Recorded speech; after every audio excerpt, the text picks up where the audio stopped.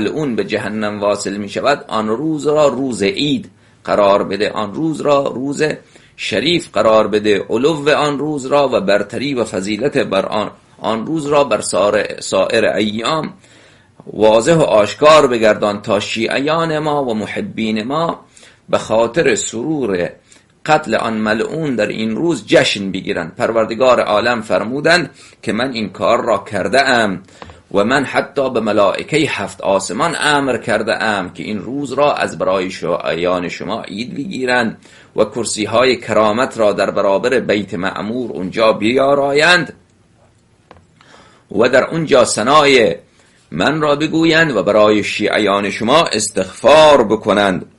و بله، به اینجا رسیده بودیم.